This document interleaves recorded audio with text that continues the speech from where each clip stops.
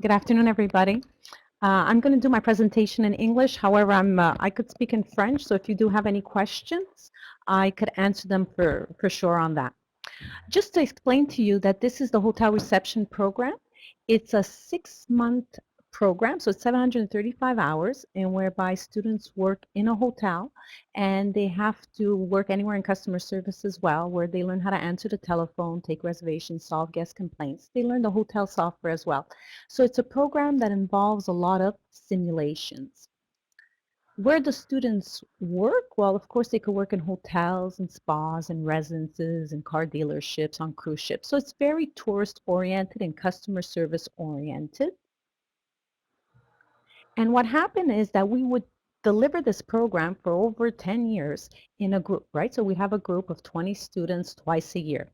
But later on, what happened is that we decided to go individualized because we realized that there was a demand for continuous registration and that the students would learn at their own pace. So in 2011, we changed to individualized format, and to do so, we had to get on Moodle. Then in 2015, we also realized that there's students that wish to make a career change or they live a distance away from us because we are situated in Laval. So any student, for instance, who lives in the Laurentian and Lanaudière who wish to follow our program or have another job or financial responsibilities, we decided to offer the program what we call hybrid delivery. Hybrid delivery is a combination of online and in-class. Why does that happen? Well, because our program involves so many simulations, and so they can't do it totally online like a secretarial or accounting program. Now, we were able to deliver this program as such because we got funding from the COPSA Lanaudière project, and whereby they gave us funding to set up the system. And of course, with Tammy's help, because he's our pet consultant, we could have set it up. How does it work? Well, we use Moodle, and in Moodle, our school has all the programs. So you'll notice that we are here in hotel reception, and we have all our modules on that. We have all the modules online with all the course notes, with all the video simulations. Plus, in order to try to keep the interest of the students, we added a section called Hotel Reception General Information and News, and whereby we update them on all new hotel openings and new trends, technology. So therefore, the students are up to date, even though they're not in class with us. Our Moodle looks like this, right? We always have standardized, right? We tell them how many hours. We give them the course outline. We also give them all the course notes. The program itself has course packs that we color coordinated to facilitate. We have a welcome video. We've uploaded videos from YouTube. We've created videos. We even have the interactive quizzes online so we could verify how they're performing. So in order to try to make a distinguish between the regular hotel reception program and the e-learning one, what we did is we opened up a new category for us. So the students in e-learning will go in their own Moodle compared to the in-class students. At this point, there's a difference, right? The students can communicate via email with us. We also have a telephone line. And because what we're doing is a combination of both. So I'm still teaching to an individualized class, plus I have students online. So I do have computers with webcams in the class. And if the student has a question, well, there's an online help request form that they complete so I could see it. And this is supported by Google Docs. There's an online request queue so they see and which number they are for me to answer the question. And of course, for me to record their attendance, because we do have to follow the administration part of it, we have what we call the virtual classroom. And the virtual classroom in Moodle is known as the big blue button. So that's how they check in, they register, I see them online. So how does our online help request form look like? Well, the student just enters their name, their student number, they tell me which module competency they're on, and their question. So sometimes I could be answering one question face-to-face with the student, but at the same time, I can multitask and answer them by text. And so they submit it, and I see it on the queue.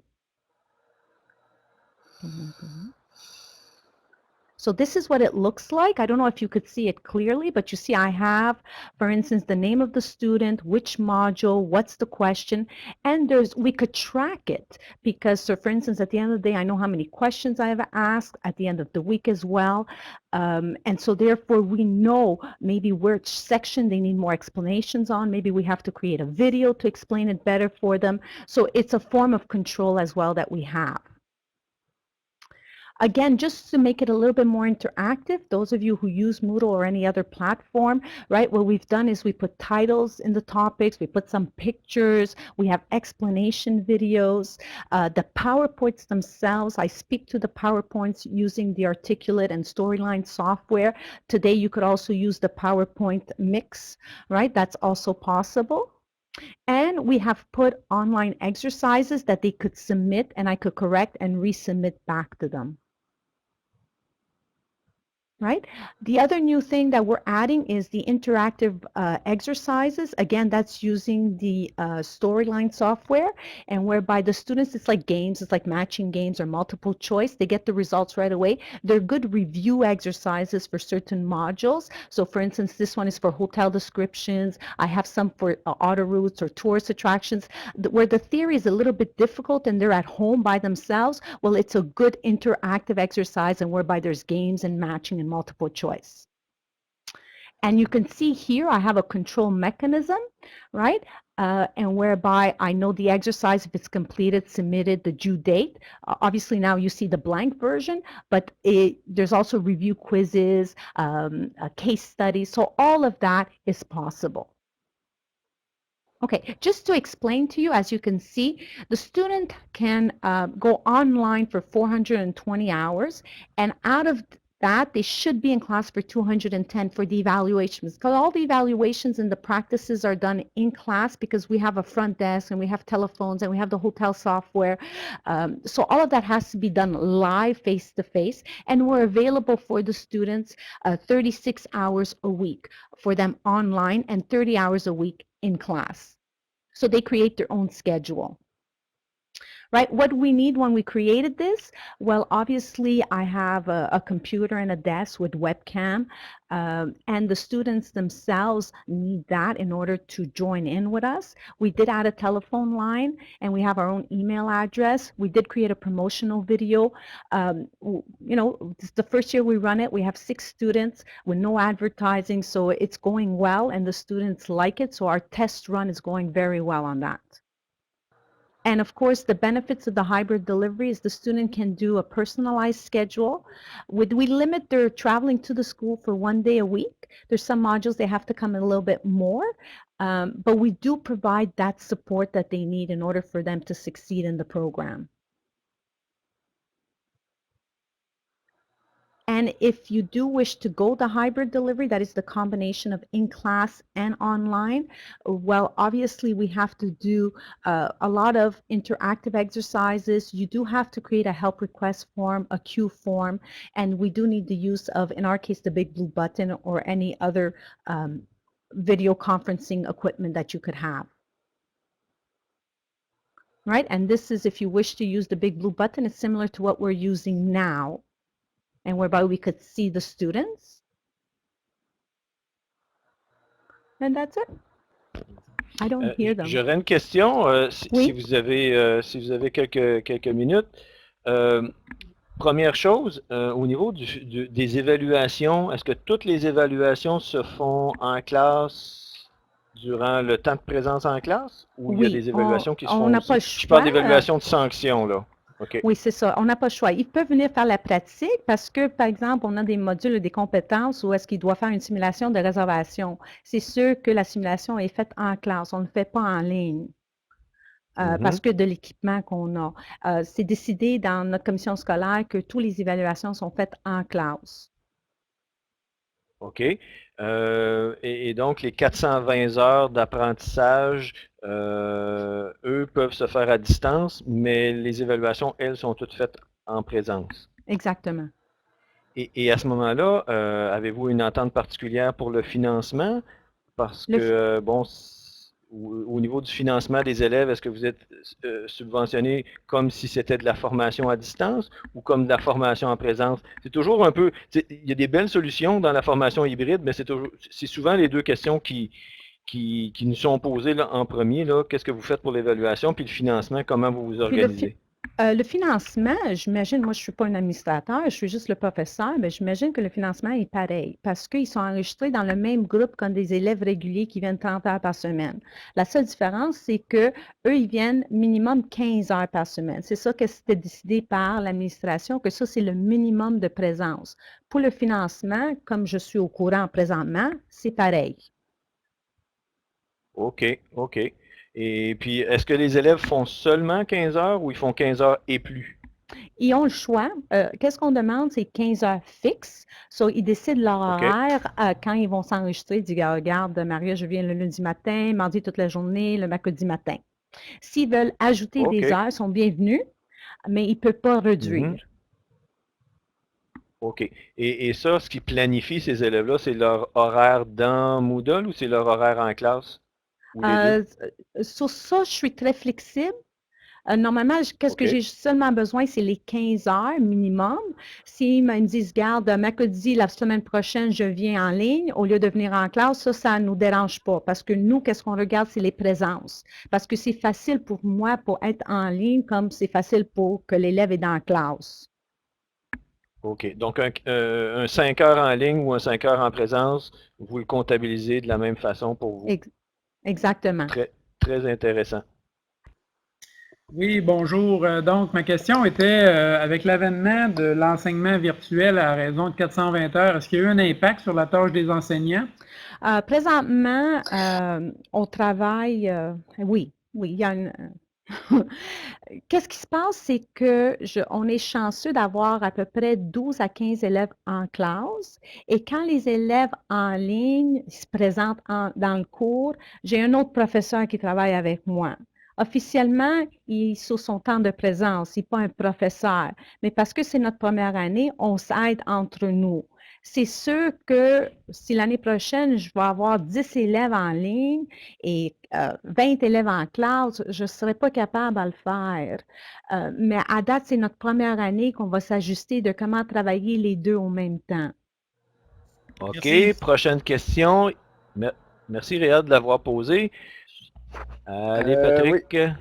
Quel est le système que vous prenez pour le système de présence? Donc, pour prendre les présences en classe, c'est tout ça, Diane? J'imagine que oui.